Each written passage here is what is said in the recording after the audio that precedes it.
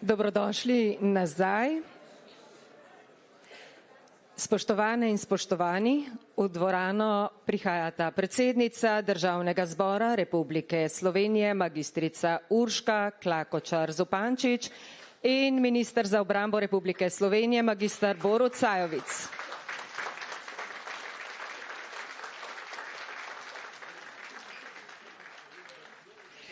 Pred nami je razprava, ki nas vrača k bistvu, k človeku in njegovemu srcu. V svetu, kjer štejejo všečki, trendi in kratki roki, se zdi pripadnost skoraj staromodna. A prav pripadnost skupnosti, državi, idejam je tista, ki nas dela močnejše. Svet nas ne bo vprašal, kaj smo želeli povedati, vprašal nas bo, kako smo ravnali. Na oder z veseljem vabim udeležence tretje okrogle mize. Z nami so magistrica Urška Klakočar Zupančič, predsednica Državnega zbora Republike Slovenije. Peter Prevc, nekdanji vrhunski smučarski skakalec.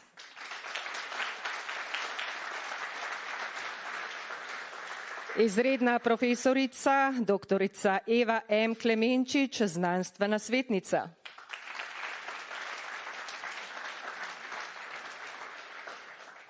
Petra Škarja, ustanoviteljica založbe Petka in pobudnica projekta 5 temeljnih vrednot Slovenije.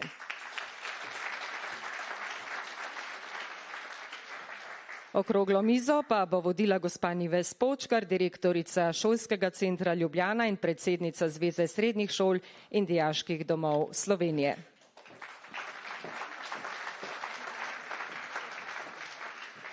Še pred razpravo pa k uvodnemu nagovoru vljudno vabim državnega sekretarja za kulturo Matevža Čelika Vidmarja. Prosim.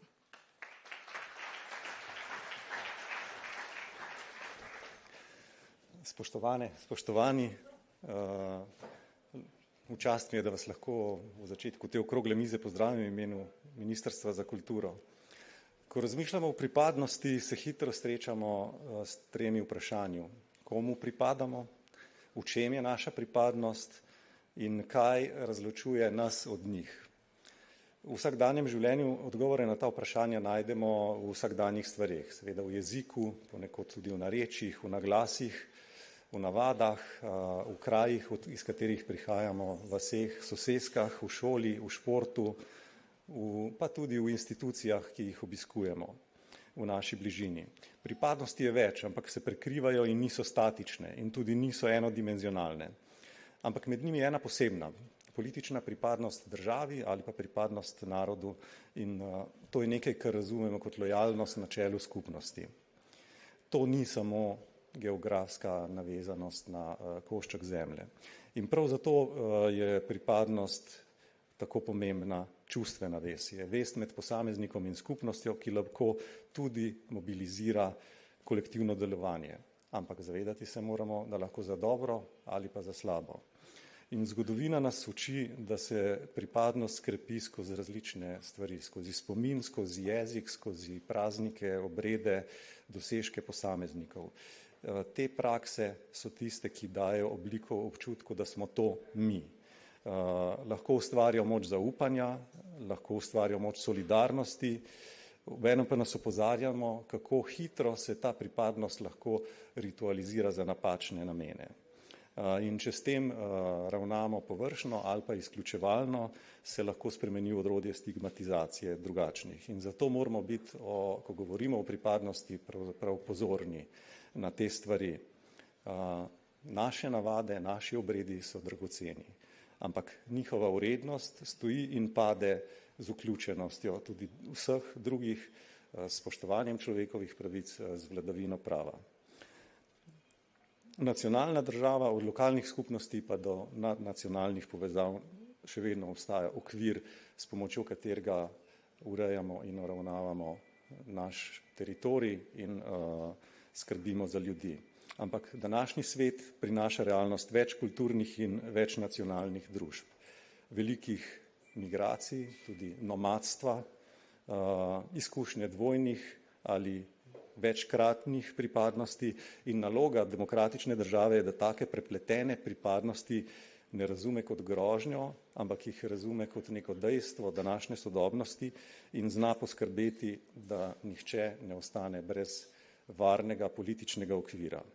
To pomeni premišljeno vključevanje vseh prišlekov, tistih, ki so odšli od tu, skrb za manjšine, predvsem pa dosledno zavračanje retorike mi proti njim. Kaj ima s tem kultura? Kultura je prva infrastruktura zaupanja. V kulturi se učimo poslušati, razumeti, sodelovati, daje nam skupne zgodbe, ponuja nam skupne prostore, kjer se srečujemo varno, kjer lahko zaupamo informacijam, kjer lahko mislimo različno. In če so ti prostori vsem dostopni, tako fizično kot vsebinsko kot simbolno, lahko ljudje tudi v državi prepoznajo nekaj, kar jim pripada. Zdaj, ko danes obeležujemo dan civilne obrambe, naj dodam še to, da pripadnost in odpornost ne nastaneta šele ob nesreči, ampak ob izrednih dogodkih, ampak se gradita in graditi jo moramo vsak dan z jasnimi pravili. In kot predstavnik kulturnega resorja naj izpostavim 4 praktične naloge, za katere moramo skrbeti. Eno je odpornost kulturnih ustanov in programov za vse, res morajo biti javni.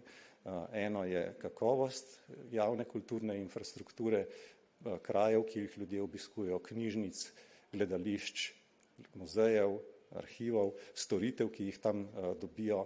S kakovostjo teh storitev se gradi pripadnost državi. Negovanje odgovorne javne komunikacije, besede lahko gradijo ali pa rušijo zaupanje, in sistematično vlaganje v kulturno in medijsko pismenost.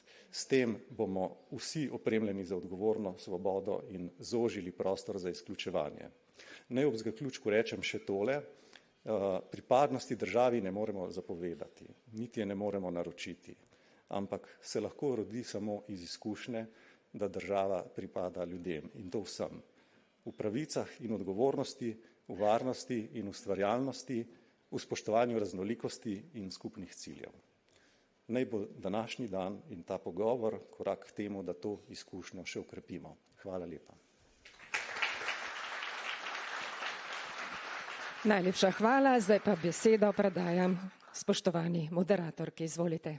Hvala lepa, lepo pozdravljeni. Moje prvo vprašanje, gospa magistra Urška Klakočar Zupančič.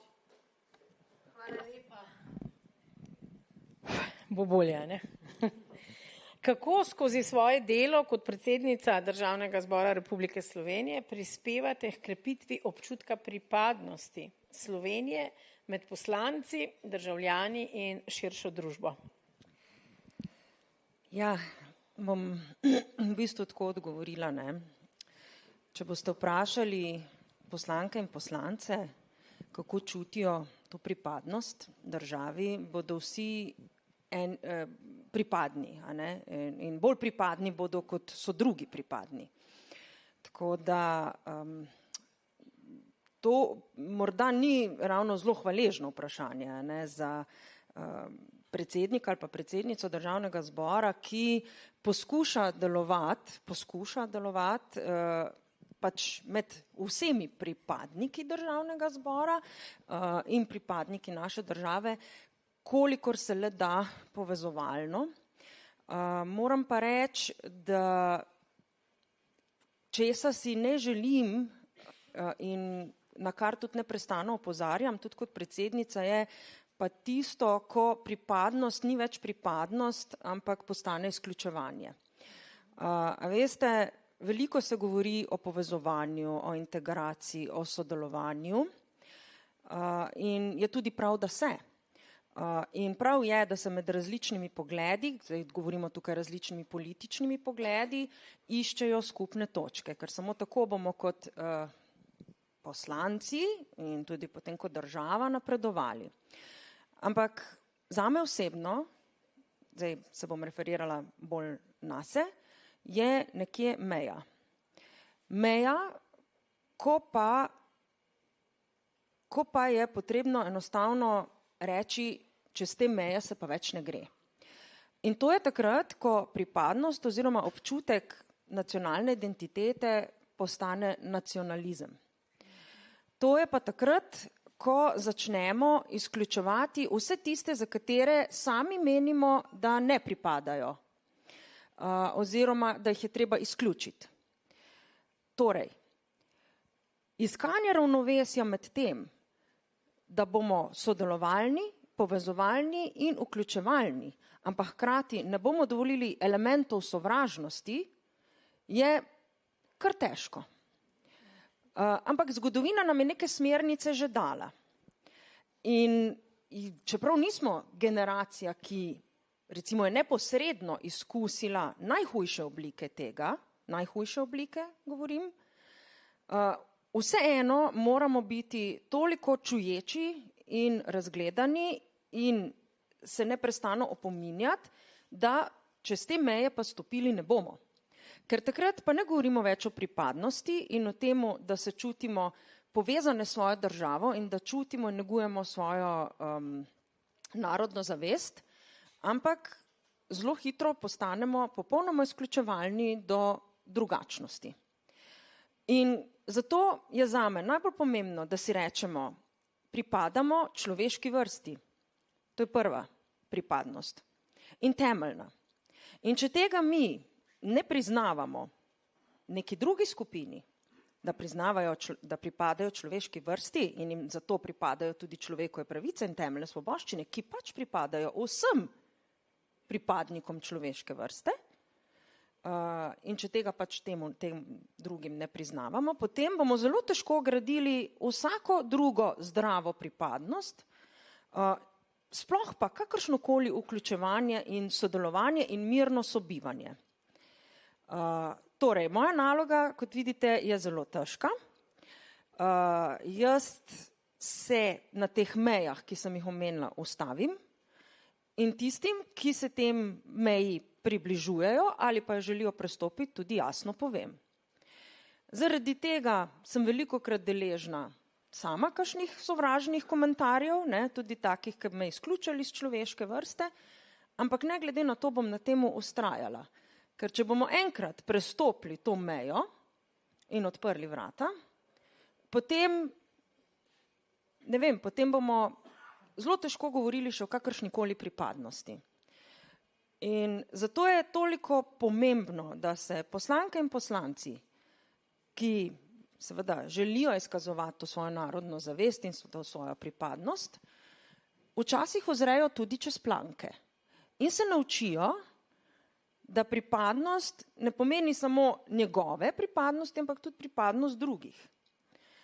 In da pač znajo potem tudi s temi drugimi komunicirati. Torej, povezovanje, sodelovanje in gojenje zdrave narodne zavesti.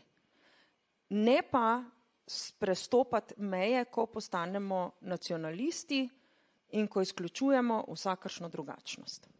Najlepša hvala. Jaz sem prepričana, da vam gre zelo dobro in mi je všeč, da se borite, tako kot ste omenila. Gospod Peter Prevc, za vas sem pripravila kar en venček vprašanj, ker se mi zdi, da ste malo manj zgovornika ostali, pa vas bom malo spodbudila. Ali se vam zdi, da Slovenci občutek pripadnosti državi pokažemo samo takrat, ko športniki zmagujete?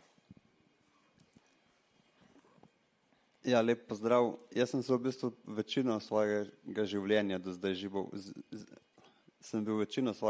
do zdaj v športnih vodah, tako da sem tam to pripadnost kar doživel in hkrati tudi nasprotje od tega.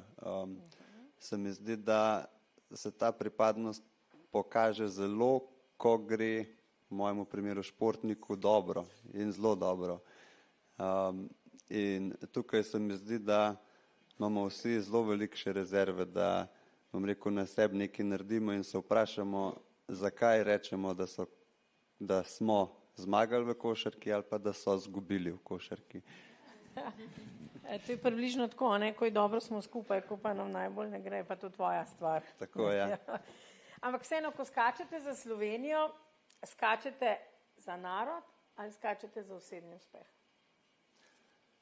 Ja, v bistvu začneš skakati zase, ko si majhen. in potem se tvoja, bom rekel, kariera dvigne, ne vsem, ampak skozi leta, ko nekako potuješ v svetu, po svetu, spoznavaš ljudi in, bom rekel, iz različnih koncev sveta potegneš Slovence, ki pridajo navijati zate in veste, nekaj zelo, bom rekel, čarobenega je na Japonskem videti 6 slovenskih zastav, ki vihra spodaj iz teku in se mi zdi, da takrat se ti prebudi nekaj, ko spoznaš, da nas vse te nekaj povezuje, ne? In to je, bom rekel, en skupni izvor in tudi s tem pripadnost do tega, kjer smo, ker države si redko kdo izbere, kje se bo rodil, ampak ima pa vsak je možnost sooblikovati, da bo delovala v tej smeri, da bo dobra za vso populacijo. Zdaj ste nam povedali, da vi vidite te zastave, a ne? Mene pa zdaj zanima, kaj to pomeni, ko nosite slovensko zastavo in ko poslušate himno ob svojih uspehih. Kakšni so to občutki? Ker večina nas v dvorani seveda tega ne bomo nikoli doživeli, a ne? Ja. Ja, poslušanje himne, bom rekel, nekje daleč stran, bom rekel, od doma te zmeraj vrne na to, kaj dom je, kaj domovina je. Ne vem, predvsem poslušaš, podoživljaš, kaj se je zgodilo in pa čakaš, kdaj boš nazaj v to državo šel. Hvala lepa. Ampak nismo še končala, ne? Če bi bili vrhunski športnik v večji državi, bi imeli več priznanja in podpore. Mogoče. Ali vas je Slovenija kot država kdaj v tem smislu razočarala? Ja, v bistvu je, bom rekel, da na eni osnovni ravni za športnike zelo dobro poskrbljeno tukaj v naši državi. Kdaj smo, bom rekel, malo skeptični, ko gledamo kakšne razmerja v višini sredstev, ampak se mi zdi, da s tem, ko država omogoča športnikom zaposlovanje, s tem, bom rekel, športniku predvsej olajša svojo kariero, svojo pot, da se lahko v bistvu v službi države posveti v narekovajih svojemu oddelku, kjer se toliko izpopolni, da državo zastopa na svetovnem merilu. Najlepše hvala za enkrat. Gospa Eva Klemenčič, redna profesorica na Pedagoškem inštitutu, kako lahko izobraževalni sistem z vidika pedagoških pristopov prispeva k razvoju občutka pripadnosti Slovenije med mladimi? Lepo pozdravljeni. Ja, jaz se ukvarjam na Pedagoškem inštitutu z raziskavami, ki mednarodno primerjalno merijo med drugim tudi področje državljanske vednosti ali pa stališča. Ne. Prej je že predsednica Državnega zbora nekako nakazala, kako pomembna so stališča, kako vidimo sebe v primerjavi z drugimi. Zdaj za začetek bi rekla tako. Stališča do drugih, do drugačnih merimo že od leta 2009, potem smo spet zmerili leta 2016 in nazadnje leta 2022 pri osmošolcih. Gre za reprezentativno populacijo v Sloveniji. Jaz moram reči, da v letu 2022 smo zraven tega, da smo zaznali izrazit padec državljanske vednosti. Državljanska vednost pomeni, da preverjamo znanje, preverjamo argumentacijo, analiziranje in tako naprej, se pravi ves paket na različnih vsebinskih področjih, od državljanskih institucij, načel, odgovornosti, identitete in tako naprej. Skratka, državljanska vednost osmošolcev, ki so sedaj v srednjih šolah, ne gre za to populacijo, je padla na raven pod leto 2009. Se pravi, v letu 2022 so bili naši osmošolci v Sloveniji slabši pri državljanski vednosti, kot so bili leta 2009. Zelo negativno so nas presenetila tudi številna stališča do drugačnih, recimo do enakosti spolov. Kar se tiče enakosti spolov, rezultati so slabši kot so bili leta 2009, ko smo jih dejansko prvič izmerili. Ne. Kar se tiče priznavanja oziroma stališč do priseljencev, rezultati so dejansko padli na leto 2009. Ne. Skratka, šolski sistem ne samo zraven tega, da ima izrazito ali pa zelo pomembno, najpomembnejšo vlogo pri prenosu vednosti ali pa znanja ali pa kompetenc, kakorkoli to definiramo, ima seveda tudi eno odločilnih vlog pri prenosu stališč, identitete, razmerja, to, kar je že bilo prej rečeno, mi napram drugim in tako naprej.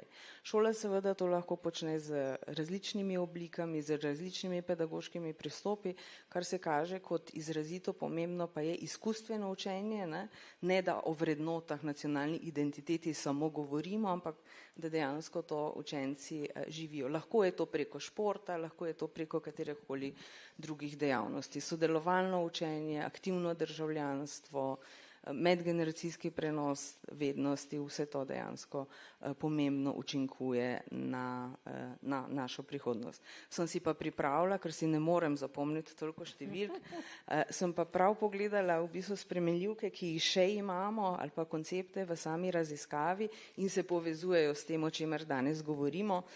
Učence smo recimo vprašali, kako pomembna je slovenska zastava zanje. Od leta 2009 preko 2016, 2022, tukaj so odstotki zelo visoki, nad 88 odstotkov, v letu 2022 je sicer padlo na 82 odstotkov. Do Slovenije čutim veliko spoštovanje, 88 osmošolcev je menilo tako in leta 2009, 2016, osmošolcev, učencev in učenk in leta 2022. V Sloveniji bi morali biti ponosni na to, kar smo dosegli. 91 odstotkov, 89, 92, se pravi izrazito veliki deleži naših osmošolcev menijo tako, ali pa ponosen sem, da živim v Sloveniji, tudi tam nekje nad 80 odstotkov v vseh teh ciklih. V splošnem je v Sloveniji bolje živeti kot v večini drugih držav. Tukaj so odstotki malce nižji, ampak še vedno okrog 70, okrog 80%, odvisno od vsake posamezne postavke.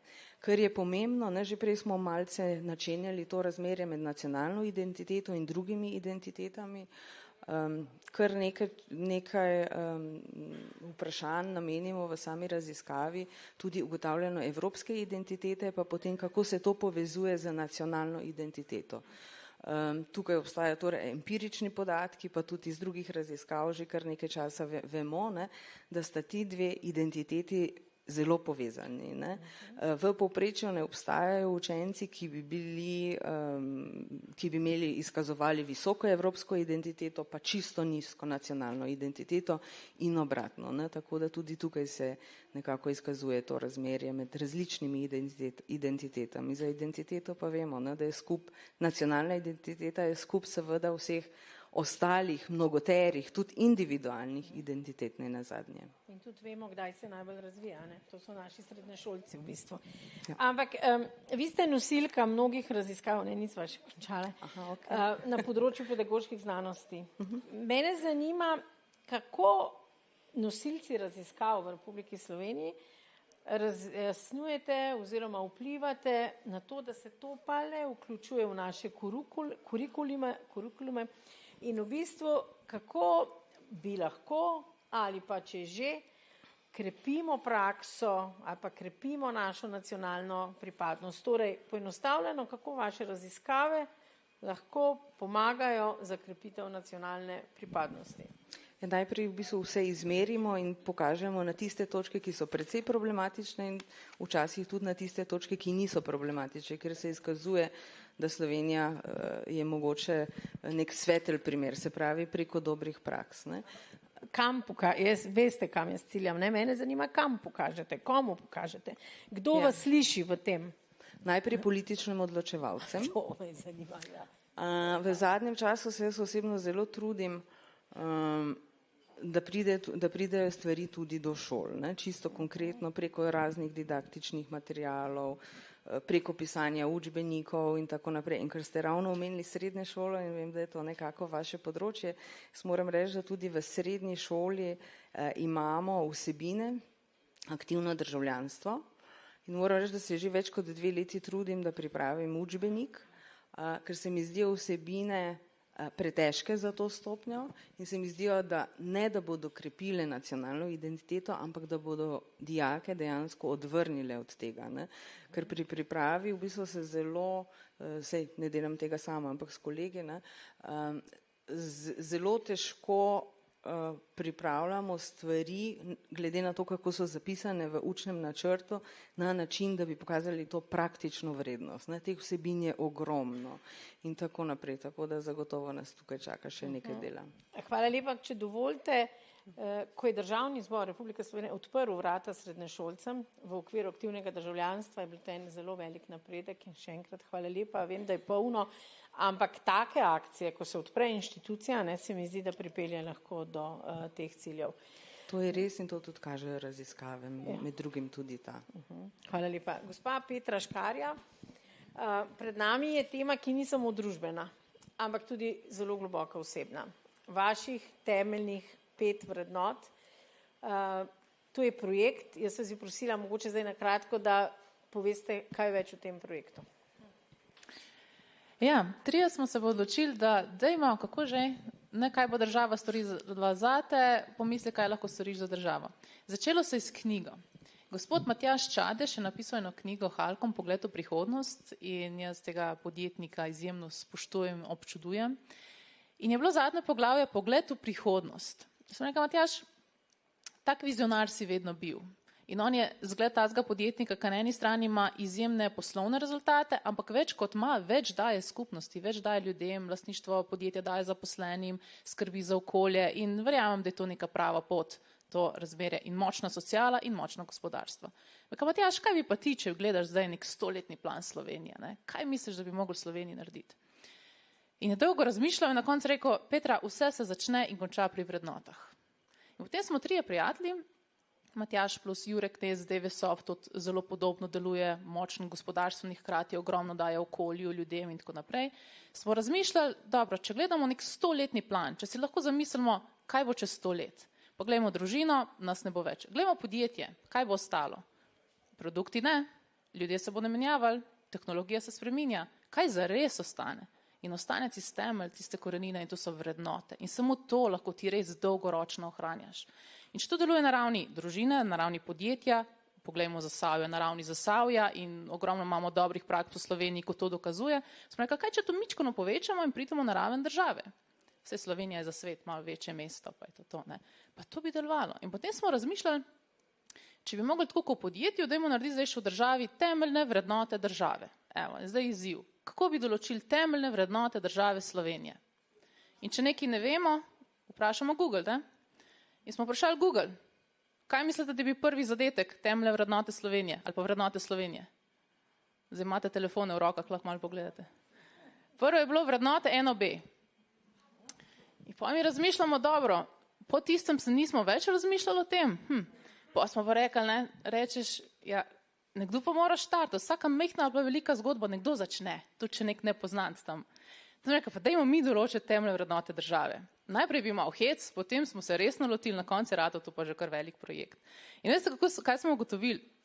Določiti par temeljnih vrednot, da jih ni veliko, da si vsak lahko na prst ene roke zapomne, pa da so popolnoma neizključujoče, da se not lahko prepoznajo levi, desni, zgornji, spodnji, ženske, moški, mladi, stari, športniki, podjetniki, kdorkoli, je kar izziv. No in smo na pomoč povabili ljudi, posameznike, odločili smo se, da nobenega iz političnih vrst, ampak prav ljudi iz branže, ki delujejo, ki so izkazali neko kredibilnost in smo naredili tako širšo skupino od antropologov, filozofov, psihologov, pravnica, zdravnica, športnica, podjetnik, strojnik in tako naprej, da skupaj določimo nek temeljne vrednote države Slovenije. In po nekje 3 letih tega ustvarjanja smo res določili 5 temeljnih vrednot Slovenije. Ideja tega pa je, da močno verjamemo, da uspešne skupnosti so tiste, ki so zgradile neko povezovanje, o čemer smo danes že velikokrat slišali. Ampak za povezovanje pa nujno neko spoštovanje, medsebojno spoštovanje, zaupanje, neka poštenost, medsebojna pomoč, vse to rabiš, da lahko pride do kvalitetnega sodelovanja, da to niso samo besede. In 5 temeljnih vrednot zdaj je spoštovanje in zaupanje, poštenost, medsebojna pomoč, zmernost in pripadnost. In ne mora biti ena brez druge, ker potem hitro pridemo v skrajnosti, o katerih smo govorili, moramo nekako to določiti. No in potem smo s tem projektom šli dalje in kako smo se lotili, da bi zdaj pa to implementirali, da ni to sem še en projekt zapisan na papirju. Ja, na eni strani poskušamo prek raznih inštitucij prideti, da se to res usidra med ljudi in predvsem, da se to prepozna kot nekaj, če živiš po teh vrednotah, si nagrajen, si opažen, si pohvaljen, če ne živiš, si pa tudi kaznovan, če tem tudi ta del potrebujemo. Drugo pa je, da ljudje se poistovetijo s tem. Če se ljudje ne poistovetijo, potem brez veze vsak projekt. No in tako smo zdaj, recimo eno teh stvari, ki jih delamo v projektu je, da zbiramo zgodbe ljudi. Čisto vsakdo iz Slovenije lahko napiše zgodbo, kako je nekoga videl, da je storil dejanje, ki izkazuje neko od temeljnih vrednot. In naj piše to konkretno dejanje, človek se poslika, mi objavimo te zadeve, objavljamo, šerimo po socialnih omrežjih, spletne strani, po medijih in tako naprej. In kažemo pozitivne zglede, kako je pravilno živeti, da rečeš, lej, mladmu pokažeš, otroku pokažeš, lej, to je prav. In kaj se dogaja? Najlepša stvar je, kaj se dogaja okoli teh zgodb. Imamo že 400 takih zgodbic, ampak najlepše pa je, ko rečejo, ja, gospa Mici se je kar zjokala, enkrat jo je nekdo opazil, kako lepo tam pomaga tistim cestarjem, pa jim kuha kavico. Je, da je en video, zdaj pa še na internetu, zdaj pa še na televiziji in zdaj vsi to Mici tako hvalijo in tako naprej. Tako da tako ljudem damo, da oni povlečejo pa rečejo, mi živimo te vrednote. Pomemben segment so pa šole. Kam dati te stvari drugam kot v šolstvo? Mislim, da izobraževalni sistem je ključna stvar, ki mora biti močen, mora biti dober in če pri mladih nekaj spremenimo, bomo res spremenili naprej. Imamo leto že pilotne projekte na 10 šolah, kjer bodo, zelo pomembno, kar ste tudi omenili, kjer mladi ustvarjajo projekte, soustvarjajo projekte, ki jih bomo potem mi dali na oder, jih pokazali in tako naprej, da res rečejo, aha, takole moram delati, to pomeni, da živim te vrednote. Najlepša hvala. Premaknemo se naprej. Gospa magistra Urška Klakočar Zupančič, kako zagotavljate, da se v razpravah in odločitvah v Državnem zboru upoštevajo tudi teme, ki krepijo nacionalno identiteto in ta občutek skupne odgovornosti za državo? Ja, v bistvu teme, ki se obravnavajo v Državnem zboru, so vedno povezane s to odgovornostjo do državljank in državljanov. Jaz bi mogoče samo tole še dodala, pri vrednotah, ki ste jih vi našteli, te vrednote bi jaz skrčila v 2, in to nekako so univerzalne, tako čez celo zgodovino, ker ko sem razmišljala, ko sem vas poslušala, človeštvo je imelo skozi zgodovino različne vrednote. Veste, v času sužnje lastništva so bile vrednote drugačne, kot so danes. Vrednota verjetno ni bilo človeško življenje, vsaj za tistega, ki je bil suženj, oziroma za lastnika sužnjev. Svoboda in varnost. Človeštvo se celo svojo zgodovino bori za to dvoje. Za svobodo, ima občutek svobode in hkrati varnosti. Na neki točki celo prideta v konflikt lahko med sabo. Ko se ljudje v svojem temelju počutimo svobodne in ko se ljudje v svojem temelju počutimo varne, takrat se mi zdi, je svet miren. Ko se eno ali pa drugo rani, postane pa svet nemiren. V Državnem zboru seveda zelo veliko boste slišali naše državljanke in državljani, to strani vseh političnih polov, ker vsi zelo skrbijo za državljanke in državljane. Ampak marsikomu pa manjka katero od teh vrednot, ki ste jih vi našteli. Zaupanje, medsebojna pomoč, poštenost. Poštenost, se mi zdi, da ljudje imajo že kar en tak občutek, da vsi tisti, ki pa so v politiki, sedijo v Državnem zboru, so vsi nepošteni. Zakaj? Ja, verjetno ne kar tako, ne. Se je že moralo izkazati skozi delovanje teh ljudi, da je poštenost problem, se je že moralo izkazati skozi delovanje teh ljudi, da je zaupanje problem. A vam nekaj povem, ja, je lahko problem. Je. In zaupanje je tako izjemno pomembno. Mi danes sprejemamo zakone tako podrobne, noben več ne ve, koliko vseh predpisov imamo, kaj vse smo predpisali, kaj vse določimo, zaradi tega, ker si nič več ne zaupamo. A ne? Mi nimamo neka temeljna pravila napisana, določena, ker vsi vemo, ko jih bomo izvajali pošteno, jih bomo izvajali tako, da si bomo med sabo zaupali. Ne, ker ni nekaj napisano, ne, potem ljudje to zlorabijo, ne, rečemo, ali pa obidejo. Tako da je problem. In tisti, ki bi moral prvo tako delovati, so najvišji predstavniki. Ne? Pa rečemo najvišje avtoritete. Zdaj, če gledamo tako na splošno, nekako najvišje avtoritete so tisti, ki predstavljajo oblast, a ne? Za ljudi. Torej, če tisti, ki predstavljajo oblast, delujejo tako, da so stvari poštene, da se mu lahko zaupa, to je pomembno. Ko nekdo nekaj reče, da potem to tudi udejanji. To je pomembno. Ne? In takrat se ustvarja ta klima potem, ko se človek počuti varnega, ker je pomembno, da se počutimo varne. Ne? Mi smo taka bitja, da pač zelo radi tudi skozi naprej razmišljamo, kaj se bo naprej zgodilo, da se mi ne bo kaj hudega zgodilo, ne? Da se zaščitimo. Zelo pomembno je pa tudi, da se počutimo svobodne v tej svoji varnosti, da lahko nekaj povemo, pa nas zato ne bodo preganjali, pa ne mislim zdaj s tem seveda nobenega širjenja sovraštva ali pa spodbujanja nestrpnosti, ne. Da lahko si svobodno izbiramo poklic, da lahko pokažemo svojo morda tudi spolno identiteto, pa zato ne bomo zasmehovani. In ko se človek počuti v tej svoji varnosti tudi svobodnega, takrat je družba najsrečnejša. Jaz mislim, tako kot ste rekli, imajo veliko tukaj šole, največ imajo pa starši.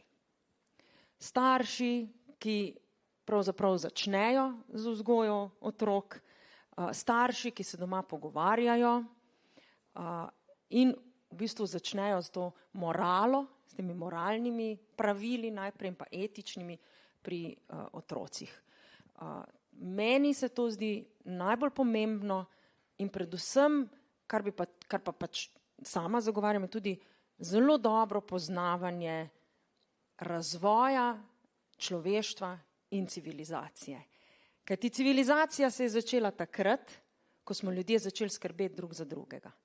Ne s tem, da smo ukrotili ogenj ali pa da smo iznašli kolo. Civilizacija se je začela takrat, ko smo ljudje spoznali, da bomo preživeli lahko samo, če bomo spoštljivi drug do drugega in skrbeli drug za drugega. Ne? Menda naj bi bil to uspešna, ko se je uspešno zacelila stegnenica, so eno znano antropologinjo vprašali, kdaj se je začela, jaz sem že pozabila ime, se res iskreno opravičujem, ampak kdaj se je začela civilizacija, ko smo ugotovili uspešno zaceljeno pri praljudeh stegnenico, ker to pomeni, da je nekdo za tega človeka poskrbel, da se je kost lahko zacelila in to je začetek civilizacije in razvoja človeštva.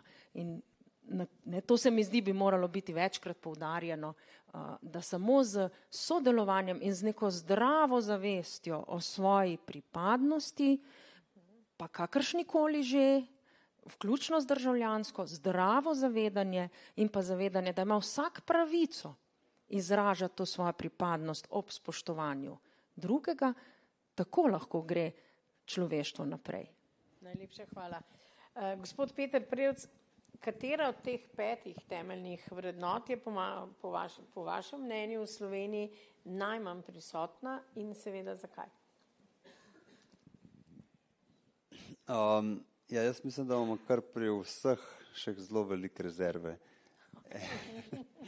en do drugega, ampak se mi pa zdi, da pri spoštovanju drug drugega lahko iz vseh nazorov, ki jih je gospa Klakočar povedala, pridemo predvsej do, bom rekel, enega življenja, ki nam vsem ustreza. Se pravi, se pobrigati za drugega, ampak njega pa prepričevati, kar ga ni treba. In s tem, ko spoštujemo mnenje drugega, nam lik zaradi tega, ker ima drugačno mnenje od nas, lahko drug človek zaradi tega nas marsikaj nauči, ker pogleda stavbo, drevo z drugega zornega kota, kot mi na ta svet gledamo. In če spoštujemo ta njegovo mnenje, bova skupaj lahko konstruktivno ustvarila dobro družbo. Se globoko strinjam, hvala lepa. Gospa Klemenčič, kakšen pomen ima vloga učiteljev in mentorjev pri negovanju kulturnih in socialnih vrednot, ki krepijo nacionalno identiteto? Jaz mislim, da je izreden pomen, ne samo zaradi tega, zaradi prenosa znanja, vednosti. Rada bi poudarila to, da znanje ni samo faktografsko znanje, ker pogosto v Sloveniji razumemo, ampak teh definicij je ogromno in tudi teh ciljev, ki krepijo v slovenskem šolskem prostoru, različne tipe znanja je ogromno. Ne nazadnje prenos skozi dober zgled, soustvarjanje vrednot, nekako vzpostavljanje, bom rekla, na eni strani razmerja med bolj tradicionalnimi vrednotami in bolj sodobnimi vrednotami. Nekatere vrednote skozi zgodovino, kot je že bilo rečeno, so se spreminjale. Bi se pa navezala tudi na predsednico, ko ste izpostavljali zaupanje. Tudi to je del šolskega sistema in seveda tudi vseh pedagoških in pa drugih zaposlenih v samem šolstvu. In samo to sem še pripravila, ker se mi zdelo res pomembno nekako sporočiti, kakšna so stališča, kakšno je dejansko zaupanje spet osmošolcev. Se sem že prej povedala, leta 2022 smo to preverjali od, mislim, da je bil april do junija, se pravi čisto ob koncu šolskega leta. Najvišje zaupanje v vojsko, 75%, potem zelo visoko, nad 70 policija, potem imamo znanstvenike, nad 60 sodišča, tvojim učiteljem 58, se pravi okrog 60, Združenim narodom, šolam nasploh, občinskim oblastem, Evropskemu parlamentu nad 50%, tradicionalnim medijem, se pravi televizija, časopis in pa radio, 50% učencev zelo zaupa ali pa precej zaupa tradicionalnim medijem. Potem imamo ljudem nasploh, ne glede 47%, se upravičujem Državnemu zboru, nekaj malega čez 40%, slovenski vladi takrat 38%, zanimivo družabnim medijem, Facebook, Instagram in Twitter 38%, tukaj sem precej vesela, da je tako nizek delež dejansko, političnim strankam 33 in pa politikom najnižje na lestvici 28. Približno taki rezultati so tudi v prejšnjih ciklih, se ne spreminja precej. So imeli to na izbiro ali so samo obkroževali? To so imeli vse na izbiro in potem za vsako so izbrali kategorijo. Tako je. Hvala lepa.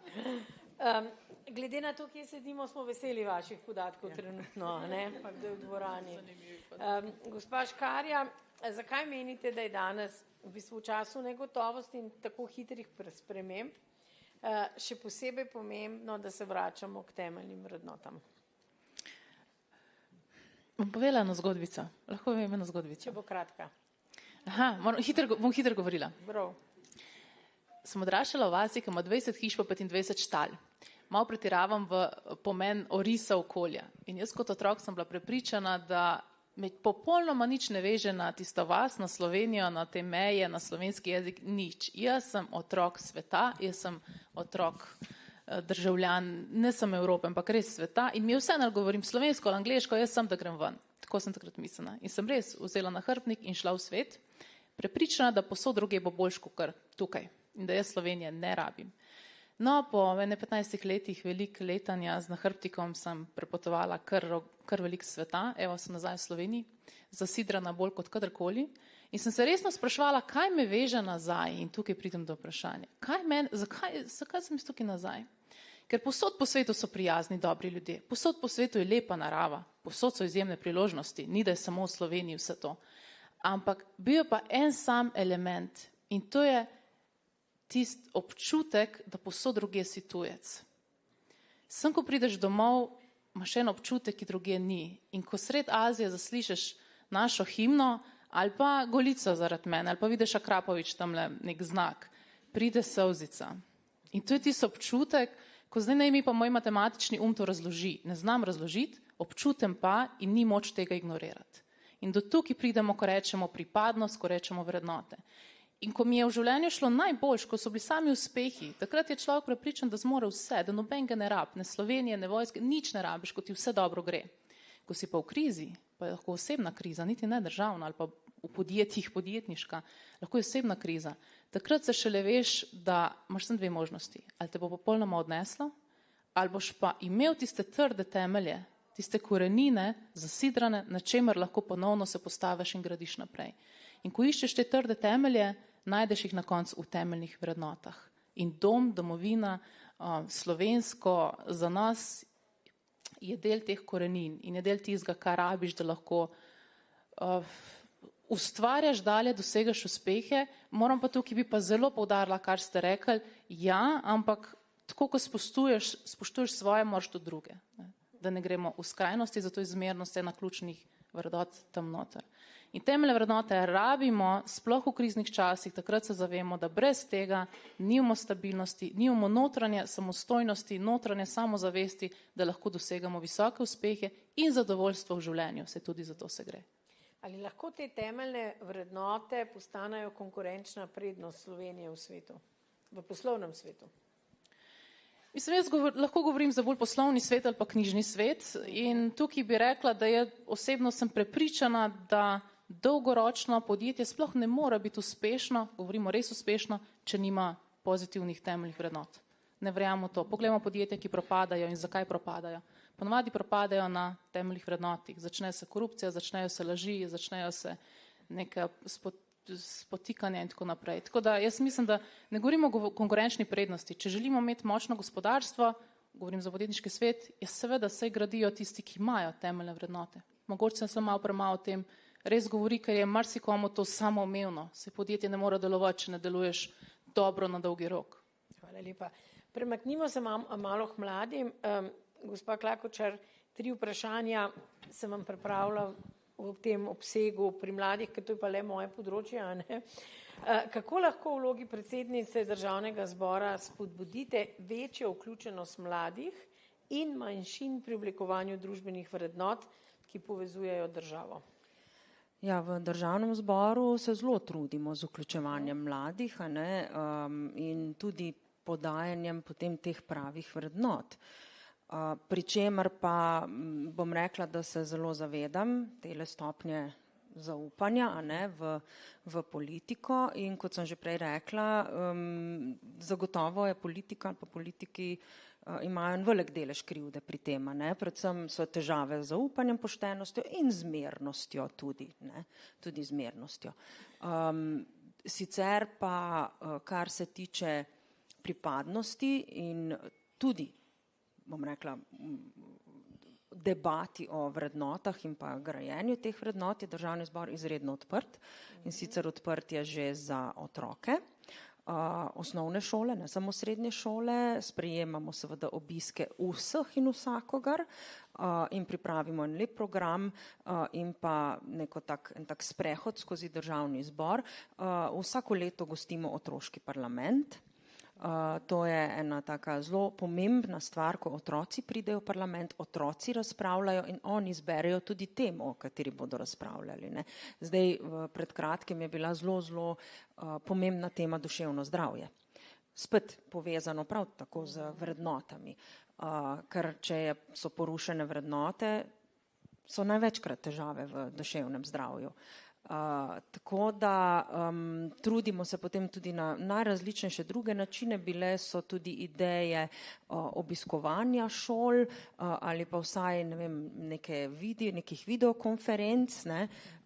Zdaj, meni osebno čas toliko ne dopušča, da bi lahko to za vsako šolo počela, ampak vsekakor se mi pa zdi, da smo mi ena bolj odprtih institucij in če ne bolj odprtih parlamentov in bomo še naprej tako ostali. Jaz se zelo trudim, da parlament ni neka zgradba, ki bi bila zdaj tam sama sebi namen, in namenjena temu, da se mi tam prerekamo in sprejemamo zakone, ki so neživljenjski in jih nobeden potem niti ne more spraviti v prakso. Sej veste, o čem govorim, predvidevam, da vsak od vas tukaj je že videl kakšen tak predpis, ampak da pravzaprav vsi državljani te naše države sodelujemo pri oblikovanju in ustvarjanju države. Tako da, seveda, da sploh ne govorim o tem, da imamo redne obiskovalce tudi plenarnih sej, ampak seveda morajo pa upoštevati naš hišni red, ker smo imeli tudi s tem že težave. Torej, ko pridejo obiskovalci poslušati plenarne seje, se je tudi treba primerno obnašati, sicer potem pride do težav. Pa morda ne toliko z obiskovalci, kot s tistimi spodaj.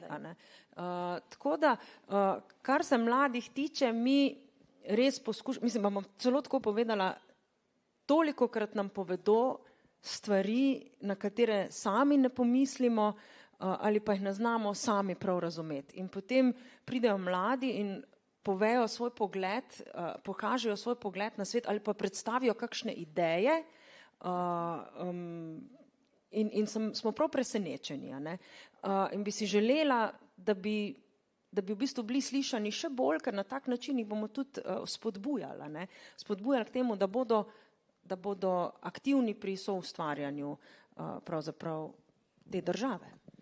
Najlepša hvala, ste mi že odgovorila tudi na aktivnosti, pa res moram povedati, da ste zelo odprti, ker mi to sporočajo moji kolegi. Gospod Peter Pevc, če bi vaš otrok imel možnost graditi kariero v tujini, bi mu rekli ostani v Sloveniji ali pojdi, tam bo bolje?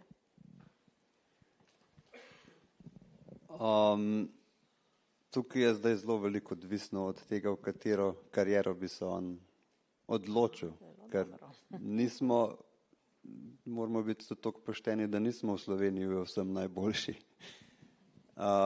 Ampak jaz mislim, da je Petra povedala zelo lepo zgodbo, ki se je marsikomu, se mi zdi, zgodila. In da če mi kdorkoli reče, tam je boljš, pojdi, probaj in boš videl, a se boš najdel, a ne. Poznam oba primera, ampak teh zgodb, ko so se ljudje, ki so imeli zelo veliko zapovedati čez našo državo, ki so hvalili, kako je v tujini vse boljš, lažji, pa so po parih letih prišli nazaj, ker jim je manjkalo nekaj in to je bil en socialen stik, ki ga ima Slovenija precej boljšega ravno zaradi majhnosti, kot pa bom rekel velike države v tujini. In zdaj, če bo otrok hotel iti ven, nek zaradi tega, ker mu kaj ne bo všeč, bo šel, ampak mislim, da se bo hitro vrnil. V topu doma, ne? Ker v bistvu tudi, bom rekel, zgodbe športnikov, ki, bom rekel, so šli zaradi športa, zaradi službe v tujino, zaradi boljših pogojev oziroma višjega možnostnega napredovanja. Kopitar mislim, da se vrača v Slovenijo po končani karieri, če tudi še nimajo otroci zaključene šole. Dragič tudi se zelo rad vrača v Slovenijo, kadar se le lahko. In pa tudi Roglič se bo sigurno vrnil v Slovenijo. Dončić pa tudi gradijo. Tako. Okay. Kaj bi želeli predati mladim ljudem kot vašo lastno največjo življenjsko izkušnjo na tem področju? V bistvu jo zelo težko v besedam pa razložim, ampak bom rekel, ko smo se vsako noč med nedeljo in ponedeljkom pripeljali skozi tunel Karavanke v Slovenijo, je srce drugače začelo biti. In to se zdaj ne izmišljujem. In čeprav bom rekel, ni lih lepo razgled na Mežaklo, ki je vsa pojedena od lobadarja, Ampak je še zmeraj neki tisk, kot je da, zdaj bom pa kmalu doma, domače bom stisnil, jutri grem, ne vem, po vas se sprehoditi, pozdraviti ljudi, ker se mi zdi, da je še zmeraj ena navada pozdravljanja v Sloveniji, ki zelo veliko ljudi drži po konc in bom rekel tudi tem starejšim, odmaknjenim, s tem, ko jim samo pozdraviš na cesti, pokažeš, da si jih opazil in jim zelo veliko pomeni. To se je v tujini zelo, zelo zgubilo. Sem prepričana, da nam je ta občutek, ko prestopimo slovensko mejo, nam tej dvorani zelo znan. Gospa Klemenčič, kakšne učinke ima globalizacija na zaznavo pripadnosti Slovenije in kako je lahko preko izobraževanja uravnotežimo? Globalizacija ne samo na izobraževanje, ampak na vse sfere našega življenja ima tako pozitivne kot negativne učinke. Seveda lahko ima negativne učinke tudi na nacionalno identiteto. Če ne gojimo v to, kot smo prej rekli, in zmernost, in do relacije, do vsega drugega. Ne. Včasih se v bistvu nacionalna identiteta vzpostavlja tudi preko globalne identitete, ko znamo pokazati umeščenost Slovenije, ali pa identitete, ali pa vrednot česarkoli v nek širši globalni kontekst. Kaj je bil pa drug del, se upravičujem? Ja, kako jo lahko uravnotežimo? Ne? Mene zmeraj zanima aplikativni del. Ne? Tukaj imamo pa v Sloveniji težave, ne samo na ravni osnovnošolskega izobraževanja, ampak tudi na ravni srednješolskega izobraževanja, tako poročajo učitelji, ravnatelji, učenci in tako naprej. Verjetno je tudi nekaj krivde na samih učnih načrtih, ko primerjamo v bistvu naša stališča ali pa aktivnosti, ki se dogajajo v šoli ali pa česar bi si želeli, ne, v smislu raznih stališč, opažamo na obeh ravneh, se pravi osnovnošolska in srednješolska, precej zaostanka pri umeščanju bodisi lokalno, globalno ali pa nacionalno, globalno, ne, precej se zatekamo v nacionalno, pa hkrati pozabimo, da danes nacionalne identitete brez globalne identitete praktično ne moremo misliti in tudi mladostniki je ne mislijo na ta način. Ne. Preko tehnologije v bistvu jim je vedno več dostopno. Tako da mislim, da tu to razmerje vsaj v neki bližnji prihodnosti bo potrebno nekako uravnotežiti, zbalansirati, ker kot sem rekla, ne, brez globalnega danes ni nacionalnega. Hvala lepa. Gospa Škarja, kako mlade navdušiti, da vrednote prepoznajo kot nekaj sodobnega in ne kot nekaj vsiljenega? Gospa Nivez, ampak moram v zgodbici povedati. Bo kratka. A bo v enem stavku? Joj, to ne gre. Prišla je enkrat do mene ena punčka v eni osnovni šoli, 3. razred. Mala punčka, črne kratke laske, mi rečemo gajsta. Veste kaj gajstna? Tako imela roke v boku, pa tako pride do mene, podsuka za hlače, pa reče, a ste vi pisateljica, ki je prišla na šolo? Mi se namreč trudimo po šolah spodbujati pisanje, branje, pa se večina zavija z očmi, pa kakšnega se pa prime. Jaz, ko pogledam dol, sem rekla, ja, jaz sem ta pisateljica. Nekaj vam moram povedati. Si mislim, tole bo zanimivo, ne? Rekla, ja, to pa ni seksi poklic. In to že tako je rekla. Jaz njo gledam, pa sej mala ima prav, to je ena izmed dinozavrskih dejavnosti, kako naj jo oporekam. Polje poprašam, ti kaj pa je seksi poklic? In ona reče, YouTuber pa influencer. In mi je dala misliti, sem rekla, zakaj, kdo je njej dal tako mali v misli, da je to neki wow, neki za na oder. To je nekdo ustvaril, to je njej dano. In pa razmišljam, a lahko mi to za pisatelje naredimo. In naredili smo natečaj Mladi pisatelj leta, kjer morajo stari od 10 do 17 let napisati knjigo, ne zgodbico pa pesemco, ampak knjigo konkretno.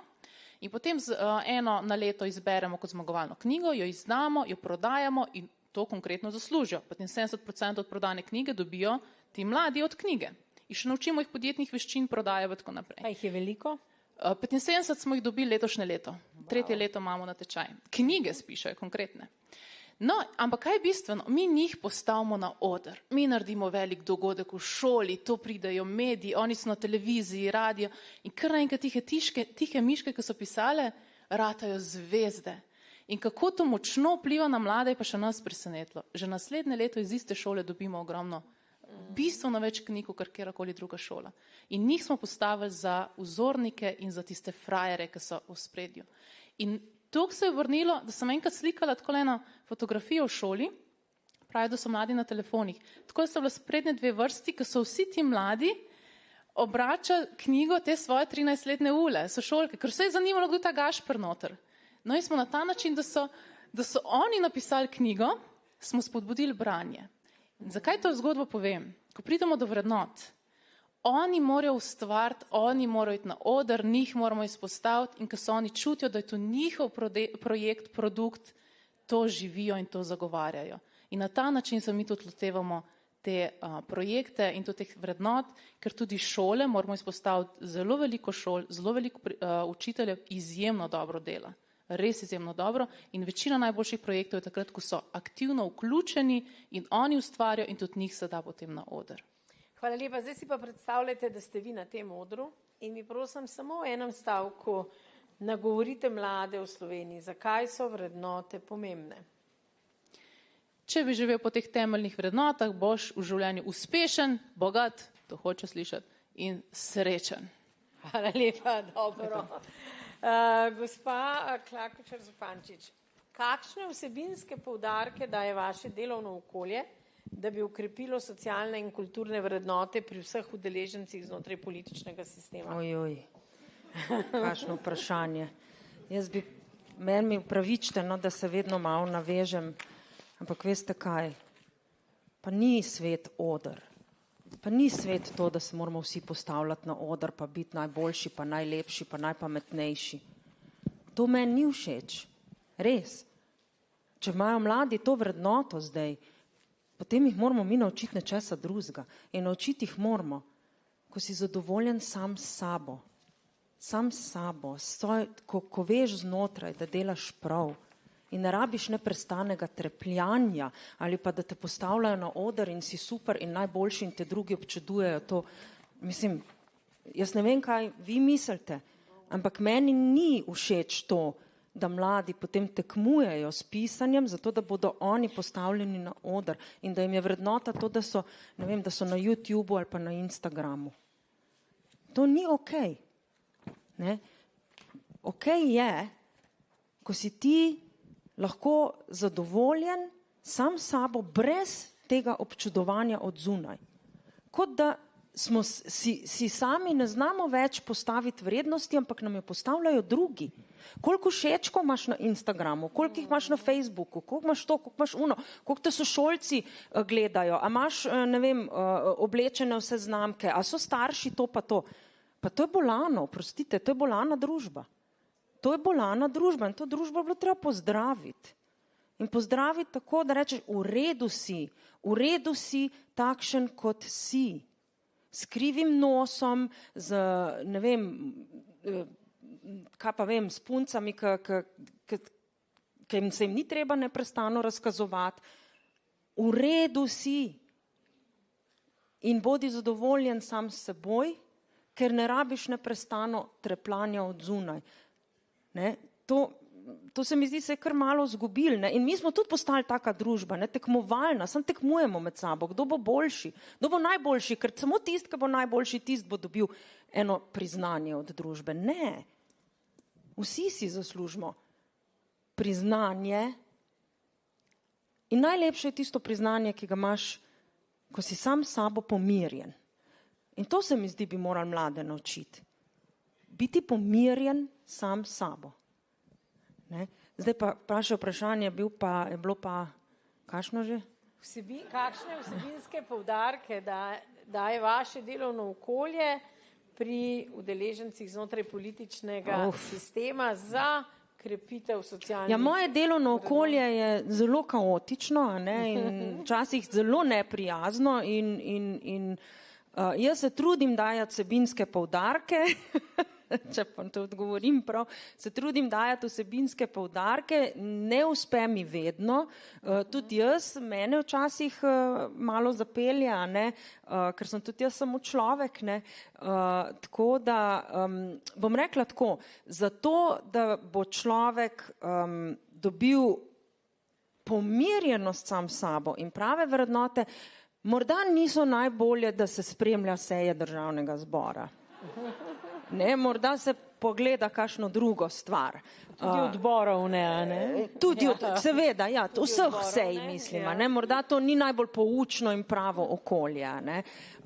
Tako da, pa žal je tako, ne, žal, ne. Pravzaprav, veste, včasih se zgodi pri kakšni razpravi, da pa pridejo ven res dobri argumenti, ampak tega sploh se ne opazi. Ne opazi se zaradi tega, ker o tem nihče več ne govori. Tudi mediji tega ne omenjajo. Ne? Zadnjič smo imeli pa zelo vsebinsko razpravo, dobro, statistično podkrepljeno, ne? Z različnih zornih kotov osvetljeno. Ne, ker pomembno je bilo samo, kakšne uhane sem imela, recimo jaz, ne? Ali pa kaj takega, samo to se pa rola. Ne? Tako da ljudje smo ratali, ali pa smo skozi bili, ne vem, površinski, ne? Zanimajo nas bolj površinske stvari, ne pa tisto, kar je morda res vsebinsko in poglobljeno. Tako da bom rekla tako, se bomo še naprej trudili, koliko bomo uspešni, težko rečem. Jaz sem na začetku bila bolj idealistična, sem imela tak bolj pogled, ne, da bomo naredili ta državni zbor bolj kulturen, ne. Potem pa sem videla, da da je to kulturo zelo težko v ljudi, ki niso več otroci, ne, ker od otroke je nekako lažje pregnetiti, oblikovati. Te ljudi, ki so pa v državnem zboru, pa se ne da več, ne. Nekatere se res ne da več preoblikovati, tako da pač poskušamo, kolikor se pač znajdemo, ne. Mogoče bi jih pozvala, ne, da ne dajo oni kakšno pobudo, pa boste speljali te pobude v državnem zboru. A mlade? Ne, parlamentarce. A parlamentarce? Ja. Joj, ne vem, če je dobro njih pozivati kakšnim pobudam, ker potem najdemo tudi kaj tazga, kar ne bi, a ne? No, se ne bi preveč pogovarjali. Tako da vsekakor pa ja, se neprestano se nekako opozarja in tudi mislim, da slovenski parlament absolutno ni med najhujšimi parlamenti, ne? To se pravi po neumnostih, a ne, ni najhujši, ne, ni pa tudi ne najboljši, ne. Recimo, jaz sem gledala en posnetek, ko je ena parlamentarka govorila o novozelandskem parlamentu, zelo ostro je govorila je o Palestini in o Gazi, ampak govor je bil tako izbran in tako pronicljiv, a ne, še zmeraj zelo oster, ampak res brez kančka žalitve. In ko je potem šla malenkost, ampak res malenkost, čez mejo, čist malenkost, ne, je takoj dobila od predsednika parlamenta, zdaj se popravičite, je rekla, ne bom se, je rekel, potem pa 3 dni nimate vstopa v parlament. A si predstavljate, da bi jaz to naredila? Težko. Ne? In je ona rekla, okej. In je bilo, je sprejela, ne, tako zelo spodoben parlament. No, imamo tako še veliko izzivov, ne, tudi v našem parlamentu. Sigurno. Ja, hvala lepa. Gospod Prevc, Slovenci se zelo radi hvalimo športnimi uspehi, včerajšnja športna nedelja. Manj se pa ukvarjamo z vrednotami, poštenost, sodelovanje in odgovornost. Ali je šport postal nadomestek prave pripadnosti?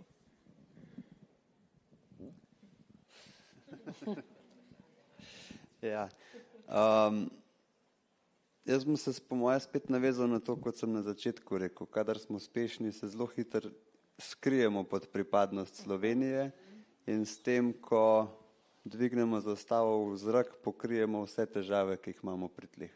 Lepo, ja, ampak vseeno, lepo ste mi povedal, ja, ampak ali v Sloveniji bolj cenimo športne rekorde, bolj kot znanstvene, kulturne, podjetniške. Kaj je bolj zdravo za našo družbo? Kaj vi mislite, kaj se bolj ceni? Ja, žal bom rekel, da se bolj ceni športne uspehe, ker bom rekel, vse znanstvene in kulturne se jih niti ne opazi. Tudi bom rekel, navijaška kultura pri znanstvenih dosežkih ni prisotna. Ne bomo šli z avtobusom v laboratorij. Ja. Ampak smo pa veseli, da ste glasnik Slovenije po celem svetu, to pa vsekakor. Ja, in jaz mislim, da polih ta navijaštvo pri športu spodbudi še dodatno pripadnost človeka. Bom rekel, ker ljudje, sploh tisti, bom rekel, ki v narekovajih nimajo tako vznemirljivega življenja, najdejo v raznih navijaških klubih še dodatno neko pripadnost, pripadajo širšemu okolju in zato je ta športna pripadnost, bom rekel, najlažje dosegljiva, ker da lahko spremljamo znanstvenika, moramo se že nekam bolj poglobiti z nekim znanjem. Velja, kaj pa še toli menite, da se država dovolj zaveda, da so športniki eni največjih naših ambasadorjev in vas velikokrat uporablja kot simbol, ne pa kot partnerje? Ja, zdi se mi, da prevečkrat je športnik uporabljen kot ena maskota. Ne kot nekdo, ki se je nekaj potrudil in naredil in predstavil, ampak ko greš v tujino, te vprašajo, s kje si, Slovenija, ne vem, Luka Dončić, že vem. Ja, res je, tako, hvala lepa. Gospa Klemenčič, katere metode in orodja se izkazujejo za najučinkovitejše pri spodbujanju občutka pripadnosti in ponosa med učenci, dijaki in študentje? Čeprav mislim, da vaše raziskave do študentov ne sežejo, ne? Jaz bi rekla, zraven prenosa vednosti je tudi emocionalni naboj. Ne? Pri športnikih je to drugače, pa bom povedala, se bom kar na vas, gospod Prevc, navezala. Jaz se zavedam, ko ste zmagovali, ko sedaj vaši sorojenci zmagujejo, ne? Se ljudje zbirajo v gostilnah, restauracijah, barih in tako naprej, ne? Se ne poznajo, se objemajo, plačujejo pijače in tako naprej. Ne? Skratka, te emocije na področju športa pridejo do izraza mogoče lažje. Ne? Se pa recimo, za razliko, kar ste tudi omenjali znanost, jaz sem raziskovalka, se pravi iz te branže, ne? Se pa ne spomnim, pa verjetno sem kdaj kaj pametnega povedala, da bi pa meni kdo plačal pijačo. Ne? Strinjam z vami, ste vredo povedali. Vam zagotovo so ponujali pijačo, ne? Ko ste se vrnili iz kakšnih tekmovanj. Šalo na stran. Zagotovo je kritično mišljenje ali pa neodvisno mišljenje ena od pomembnih predispozicij identitete ali pa vrednot ali pa norm in tako naprej.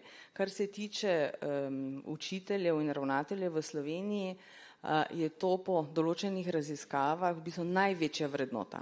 Kaj naj šola v okviru državljanske vzgoje in izobraževanja doseže. Na prvo mesto postavljajo in učitelji in ravnatelji. Vprašanje pa je, kaj se s tem potem v izvedbenem kurikulu dogodi, ne? Kako učence ali pa dijake ali pa kasneje študente, imam tudi nekaj izkušenj z študenti, ne? Kako jih naučiti argumentiranja. Tukaj pa že v bistvu vidimo kot en velik prepad, ne? Verjetno tudi v državnem zboru, se pravi nekako v širši družbi, ne samo v šolskem prostoru, se potem zelo hitro to pokaže kot neka cokla, neka pomanjkljivost.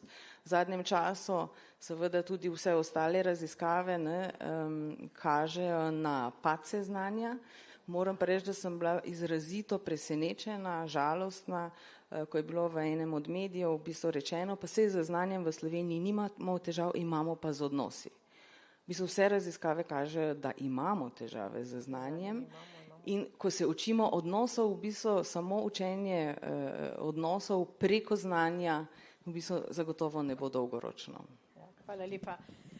Gospa Škarja, kako lahko podjetja gradijo kulturo zaupanja, poštenosti in pripadnosti? Gospa Nivec, se mi ne zamerite, če se vam malo navežem na tole moram. Ker dejva. Seveda se z vsem, kar ste povedali, gospa, strinjam. Vsak se, da moramo otroku dati, da se z vsem strinja. Ampak je tukaj noter spet vrednota zmernosti. Verjamem pa, da morajo otroci imeti zglede. Otroci sledijo nečemu. Zdaj pa sem, kaj jim bomo pokazali, pa kaj bomo plesirali. Zglede bodo imeli in nekaj jih bo vleklo. Zdaj pa na nas, kako to usmerjamo. In kje pridemo tukaj do zmernosti? Ja, se popolnoma strinjam, kar ste povedali, ampak svet je pa tudi tak, da zmagovalci izstopajo in svet je neka tekma. Peter Prevc, kar je na zmagovalnem odru. In tudi otroci morajo imeti občutek, da ja, si v neki tekmi, hočeš, nočeš si. Ni pa treba, da si zmagovalec na vseh področjih. Smo pač zmernosti obojga. In hotela sem to reči, ker ta projekt je toliko lepega prinesel, da bi bilo škoda, da bi spadlo, kot da ni, ker mladi so začeli brati in pisati v slovenskem jeziku in začeli so se pogovarjati o slovenskih knjigah, a ni to nekaj čudovitega. Je pa en zmagovalec. Tako pač je, tudi v svetu je en Peter Prevc je zmagal. Ne? Vsi ostali pa dobijo diplome in pohvale zaradi tega, ker že napisati je, tudi trud se mora nagraditi. In mislim, da ko govorimo o vrednotah, vsem skupaj, verjetno vsem štirim je enotno, kar smo govorili, da ključno pa je, kaj so zgledi, kaj vleče, kako bodo tisti na vrhu nekako kazali in pokazali poti. In tukaj bi izpostavila samo gospoda predsednika Gasilske zveze Slovenije, izjemen gospod, kaj je gospod Janko Cerkovnik, ki je sam rekel, dobro se zavedam tej funkciji, ko stopam pred otroke, v momentu, ko stopam noter, oni me opazujejo, a delam tako, kot jih učimo, opazujejo, kaj bom naredil in to posnemajo. Se zavedam odgovornosti zgleda, odgovornosti visoke pozicije, ker s tem nekako pokažeš, kaj je. In še ena veličina človeka, ko pa narobe naredim, se pa upravičim. In tudi s tem pokažem otrokom. In tako bomo te vrednote gradili dalje. Ampak poudarjam, se pa strinjam povedano. Najlepša hvala, cenjene razpravljavke in razpravljalec, cenjeni gostje.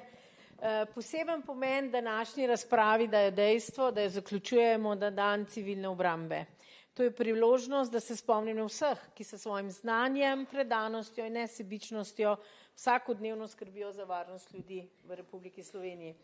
Civilna obramba je najžlahtnejši izraz pripadnosti domovini, saj temelji na pripravljenosti pomagati in braniti skupnost, kadar je to najbolj potrebno. In ob tej priložnosti se vsem zahvaljujem, tako vam, poslušalcem, kot seveda razpravljavcem in vam želim lep dan. Hvala lepa.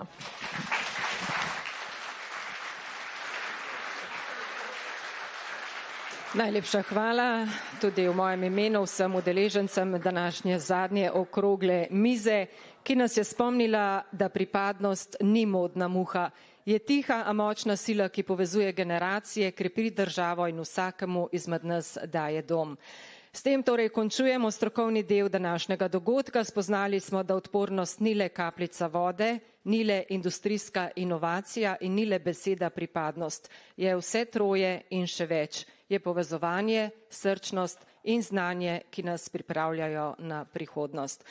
Zato vas vljudno vabim, da se nam ob 14. uri pridružite tudi na slovesnosti, kjer bomo skupaj počastili dobitnike priznanj civilne obrambe, prisluhnili besedam predsednika vlade in ministra za obrambo ter uživali ob glasbi in plesu. Naj bo ta praznik naše skupne moči.